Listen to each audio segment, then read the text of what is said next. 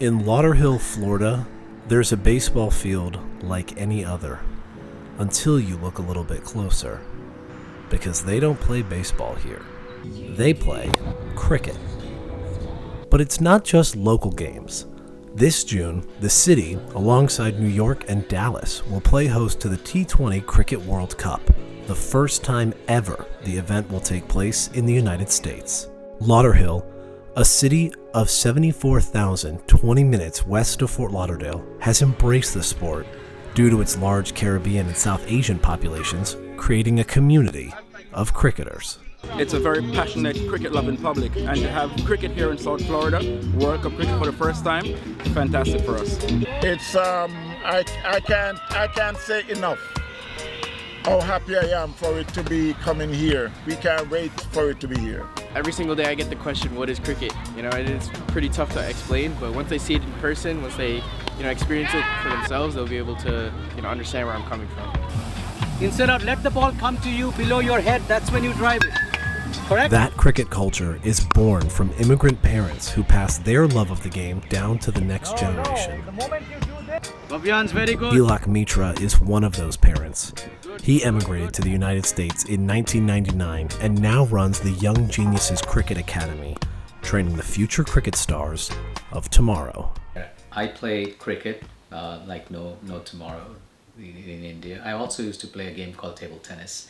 I thought to myself that those games, those sports are done for me. It's not for me anymore because this country doesn't have it. So what happens with this is your hand and eye is always coordinated with the ball. After I got to play cricket and I'm done with cricket, the fact that I can give back with whatever capacity I can to the youth and grow the sport amongst the youth of this community. The satisfaction is surreal for me to be able to actively participate in cricket in multiple fronts. The most satisfying to me is to give back to the youth. Zach Satar is a product of that development. He learned the game at a young age from his Guyanese father and now plays in organized leagues almost every weekend. Growing up as a kid, probably around 10, 12 years old, would always just go watch my dad play on a Sunday afternoon.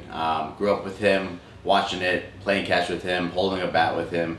And eventually, little by little, when he's not batting or when it's break time, he's throwing balls at me. I'm trying to hit, connect it.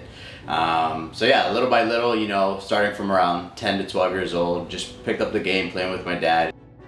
Yes. They do. Any garage you go into of a cricketer, you'll find bats on bats on bats. Even if they're toy bats like this one, you will find plenty. Now he gets a chance to see his favorite sport on the world's biggest stage in his own backyard. Oh man, it gives me butterflies. It's memories that last a lifetime, right? And for that to be coming to the States and for the next generation to see their favorite players coming and playing in the US, I mean, it brings so much joy to me, so much happiness that we're getting that type of recognition as the United States for bringing cricket to a new generation, a new demographic. Broward Central Stadium was built by the county in 2007, and in 2010 it received ICC accreditation, making it the first internationally recognized cricket stadium in North America. And now it'll play host to the World Cup. But before any World Cup games are played, significant improvements need to be made to the venue. Right here is where the first grandstand is going to go, and then right here on the other side is where the second. Trevor Fell is tasked with overseeing those changes. So the main pitch there, like I said, was three pitches before. We expanded it to 5. We were thinking maybe we'd go to 6, but we decided on 5. But then the stadium as a whole, currently we have 5,000 seats under cover. To the west side of the stadium over by the scoreboard, we're installing 2 new additional grandstands. That's going to give us an additional 3,100 seats. It's just been a complete and total overhaul of sorts of our facility. We were notified by the ICC and Cricket West Indies back in late October that you were going to have these games beginning June 11th. So let's just say this timeline has been short. Everyone's nerves are at their max. And I say it to everybody, what we are doing here is nothing short of amazing.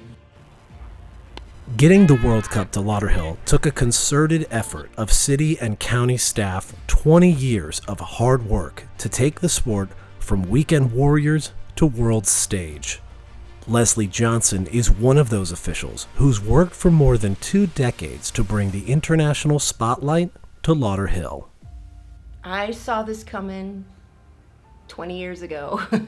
And this little David, fighting Goliath for all these years is finally going to see what it should see. We'll always be the first. Let's not forget, we've had several bilateral series over the last 10 years or so. We've always had the first ICC sanctioned stadium. That's why we have trademarked the term Lauderhill is the cricket capital of the United States. West Indies win the series 3-2 with a victory here in Florida by 8 wickets.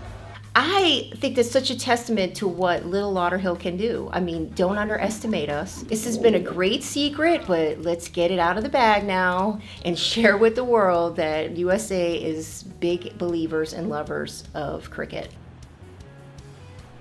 Attracting the games is already a success for the city, but for the true long-term benefit of these games to be realized, local businesses need to capitalize on this event. Chris Deering was the lead executive when West Indies hosted the 2007 iteration of the World Cup, and understands that a truly successful games makes an impact on and off the field.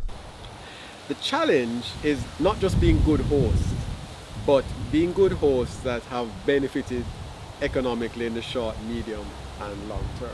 How do you do it and host in a way that you maximize the benefit for the sport, because that's a primary importance, that cricket is now going to use this as a platform to grow in Broward County, as well as the wider economic benefits of hosting. The small businesses, how did they benefit? One of those small businesses is Joy's Roti Delight, a fixture within the city that has been serving Trinidadian food in Lauderhill for over 30 years. Everybody wins when big events like this come to the city of Lauderhill, especially cricket. They actually played cricket in a parking lot in front of our restaurant, and it started there, and then the city got involved and they had small tournaments, and then it was like, all right, and then they took it to the sports park, and then they decided to build this stadium next door. It's been a wonderful journey so far.